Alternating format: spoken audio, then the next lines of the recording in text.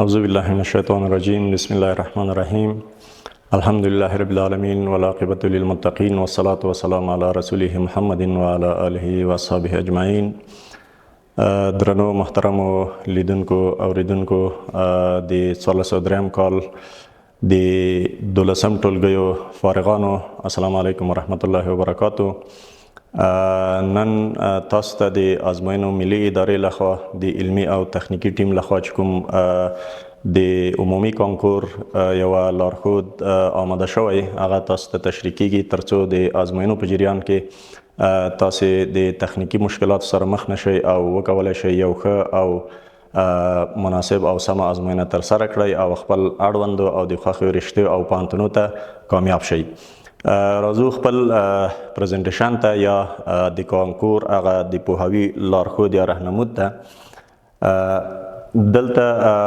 اول خپله د کانکور ازموینه شی ده. لکه څرنګه چې تاسو ته بهتره معلومه ده د کانکور ازموینه یوه ډله ییزه ازموینه ده چې هر کال د افغانستان په ټولو ولایاتو کې د ټولو 12 صنف د فارغینو څخه د امتحاناتو ملي اداره یا د ازموینو ملي ادارې لخوا په ډیر منظم او شفافه توګه اخیستل کیږي. البته دا یو رقابتي پروسه ده چې ترڅو هغه لایق او تکړه او با استعداده ځوانان د دغه ازموینې له لارې خپل اړوندو پوهنتونونو پوهنځیو او ډپارټمنټونو ته معرفي شي. هر ګډونوال یا هر فارغ چې د 12 صنف نه فارغ وي د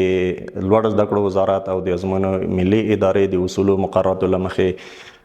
په عمومي کانکورو کې 3 ځله کولی شي د اشتراک وکړي یعنې 3 ځله امتحان ورکړي. بر علاوه له دې نه هر هغه ګډونوال یا هر هغه فارغ چې د 12 صنف نه فارغ وي په ازموینه کې اشتراک کوي یا ګډون کوي اړوند رشتې ته کامیابیږي. وروسته له هغه نه غواړي چې دغه اړونده یا مربوطه رشتې ته دوام ورکړي دی باید د راتلونکي کال د امتحان لپاره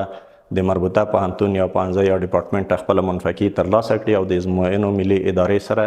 شریک کړي ترڅو دی په راتلونکي امتحانو کې اشتراک وکړي. کله چې زموږ ورونه د 12 صنف فارغین خپله د خوښې رشتې ته یا پوهنځیو پوهنتونو ته کامیابیږي د کامیابیدو نه وروسته د 20 کاري ورځو په جریان کې دی باید خپل مربوطه پوهنتون ته مراجعه وکړي او هلته نوملیکنه یا ثبت نام وکړي. که چیرې د 20 ورځو په جریان کې دی نوملیکنه یا ثبت نام په خپل مربوطه پوهنتون یا ډپارټمنټ کې ونه کړي دی د مربوطه پوهنتون یا ډپارټمنټ نه منفعه کیږي او منفعګي د لوړ زده کړو وزارت له طریقه د ازموینو ملي ادارې سره شریک کیږي. د ازموینو ډولونه لکه څرنګه چې تاسو ته معلومات شته د ازموینو ملي اداره د هیواد په سطحه مختلف ازموینې اخلي چې د هغه جملې څخه یو ډول د عمومي کانکور ازموینه ده چې په هغه کې د ټولو 12 صنف فارغان یا فارغین په هغه کې هر کال ګډون کولی شي.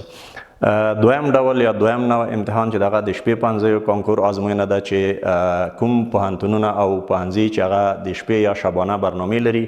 د 12 صنف فارغین کولی شي د هغه لپاره ثبت نام وکړي او په امتحان کې ګډون یا اشتراک وکړي. دریم ډول د دیني مدارسو د فارغانو ازموینه ده چې دا هم د هیواد په سطحه د عمومي کانکور ازموینو سره یو ځای د دیني مدرسو هغه فارغان چې هغه د 12 صنف نه فارغ وي او دیني زده کړې کړی وي د هغو څخه د ثبت نام او اداري ته مراحل نه وروسته ازموینه اخیستل کیږي. څلورم ډول ازموینه چې د ازموینو ملي اداره اخلي هغه د 14 پاسانو ازموینه ده چې هغه ته اختصاصي ازموینه هم وایي یا د 14 پاسانو ازموینه. هغه ورونه چې هغوی د 12 د فراغت نه وروسته په نیمه لوړ زده کړو مؤسسو کې یا په 2 کلن انسټیټیوټ کې 2 کاله درس ویلی وي وروسته له هغه نه غواړي چې 2 کاله نور په مربوطه پوهنتون کې هغه مربوطه رشته ووایي د یو ازموینې د ورکړې له طریقه چې هغه ته اختصاصي ازموینه یا 14 پاس وایي د ده له لارې فورم ډکوي د مربوطه پوهنتون لخوا ثبت نام کیږي وروسته د ازموینو ملي ادارې لخوا د هغه د رشتې مطابق امتحان اخیستل کیږي. کله چې په امتحان کې کامیاب یا بریالي شو بیا هغه مربوطه رشته پوهنتون ته معرفي کیږي. دا د ازموینې هغه ډولونه وه. د عمومي کانکور د ازموینې لپاره هغه کوم مراحل چې دي یا هغه پړاوونه چې دي هغه مختصرا غواړم تاسو ته تشریح کړم. تر ټولو اوله مرحله چې ده چې باید شخص د 12 صنف نه فارغ وي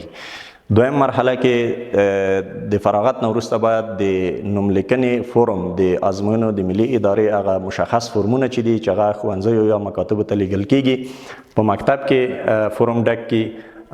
او وروسته د هغه نه د شمولیت کارت ترلاسه کړي.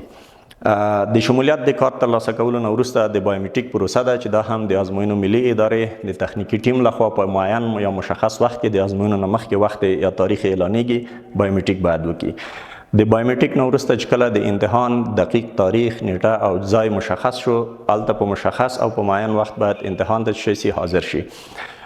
د امتحان د حاضرېدو نه وروسته کله چې امتحان یا ازموینه خلاصیږي ټول د ازموینې اړوند اسناد چې هغه د پوښتنو کتابچه ده، ځواب پاڼه ده، د شمولیت کارت ده، دا باید ممتحن لاوي یا ممتحن استاد چې هغه په صنف کې د دونه امتحان اخلي دوی باید تسلیم کړي. دغه نه بغیر امتحان نتیجه به باطلیږي. څلورم مرحله کې کله چې دوی د امتحان نتایج نه وروسته نتایج اعلان شي او دوی بریالي کیږي، د نوملیکنې پروسه ده چې دوی باید په اړوندو پوهنتونونو کې د تقسیم اوقات سره سم هغه ترسره کړي.